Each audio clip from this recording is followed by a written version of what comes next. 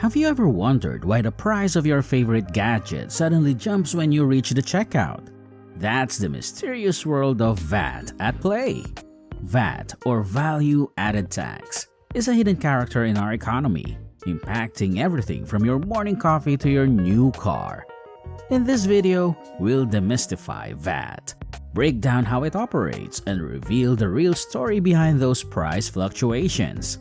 Stick around, because by the end, you'll be the go-to VAT expert among your friends. Let's dive right in. So, let's break down VAT step by step. VAT stands for Value Added Tax, and it's essentially a type of tax that doesn't hit you directly. Instead, it sneaks into the prices of the things you buy, almost like a tax on your spending. Here's the deal. When you purchase something, the money you pay includes a bit of VAT. But it's not just one tax, it's more like a relay race where each business adds a bit of VAT along the way. They collect it when they sell stuff, known as output tax, and get some back when they buy things they need, known as input tax. Then, they hand over the difference to the tax authorities. Now, here's the catch. Businesses aren't actually paying VAT from their own pockets. They're more like tax middlemen, collecting it on behalf of the government. And here's where it gets tricky. VAT rates and rules can change depending on where you live. So, it's crucial to keep an eye on what's happening in your area. Or even better, consult a tax expert. In essence, VAT is likely a relay race of taxes, gradually making its way into the prices of the things you buy. But don't worry, we're here to clear up the confusion and make it all crystal clear. Now, let's illustrate how VAT works with a simple example. Imagine a person who collects seashells on the beach and sells them to a jewelry maker for 100 euros. When the jewelry maker sells their creations to a distributor for 200 euros, they add 40 euros in VAT, making it a total of 240 euros. The distributor then sells these jewelry pieces to stores for 300 euros, including 60 euros in VAT. Finally, the stores sell the jewelry to consumers for 400 euros, with 80 euros in VAT. As these items move from the seashell collector to the consumer, their price keeps rising, with VAT added at each step. Now, here's how the government collects this tax. The seashell collector pays 20 euros in VAT to the government.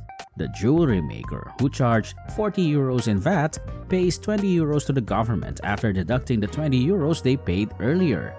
The distributor follows suit, paying 20 euros to the government, and the retailer, who charged 80 euros in VAT, pays the final 20 euros. In the end, consumers bear the cost because they pay the 80 euros in VAT embedded in the 400 euro retail price. But here's the key point. Businesses don't carry this cost. They collect and pass it on behalf of the government at different stages of the supply chain. So, VAT is essentially a tax that impacts you and me, the consumers, more than the businesses themselves. Now, let's break down VAT categories and rates in the UK as an example. Most items you purchase, like gadgets or clothes, have a 20% tax included in the price. But some items like children's car seats and home energy have a lower 5% tax. Then, there are products like basic foods and kids' clothes, where there's still tax, but it's set at 0%, making it lower. Now, there's a special category of services, including medical, financial, and postal services. They don't have any VAT added to them at all. They're exempt. But wait, there's more. Some transactions, like donating to charity or paying road tolls, don't even fall under VAT rules. They're out of scope. Here's the key difference. The first three categories I mentioned, the 20%, 5%, and 0% ones, are all considered taxable goods and services. But, and this is where it gets interesting, even though 0% and exempt seem the same, they're not. If you sell exempt items like a bank offering financial services, you can get back the VAT you paid on your business expenses. But if you deal with 0% items, you can actually get back that VAT on your business costs. So there's a bit of a trick to it. The European Union is known for having a pretty efficient VAT system. However, there's a twist. Despite many similar VAT laws across EU countries, the rates they charge can vary widely.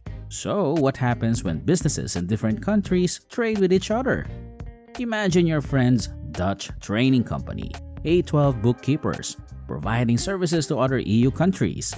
How should they handle VAT? Well, here's the main rule. VAT for business-to-business services between EU companies is charged where the receiving company is based. But don't fret, it doesn't mean A12 bookkeepers have to register for VAT in every EU country they work with. There's a solution and it's called reverse charge VAT. In this setup, there's no VAT on the invoice itself. Instead, the recipient calculates and pays the local VAT in their country. They also get to deduct the same amount, resulting in a final VAT of 0. Both the supplier and the customer fill out separate forms to document this, mentioning the VAT numbers and amounts involved. It's a bit like a VAT Balancing Act that simplifies things.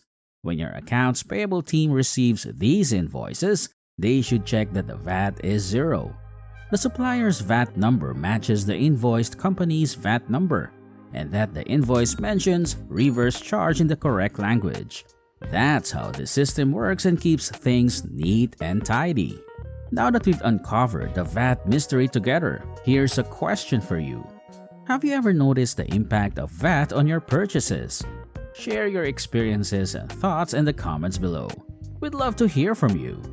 If you found this video helpful and informative, don't forget to give it a thumbs up and subscribe to our Kountin Koins channel. Hit that notification bell so you never miss out on our future videos. And if you have more burning financial or accounting questions or topics you'd like us to explore, feel free to drop them in the comments too. We're here to help you make sense of your numbers, one coin at a time. Thanks for tuning in today, and until next time, remember, understanding your money is the first step to making it work for you. Stay financially savvy, and we'll catch you in the next video.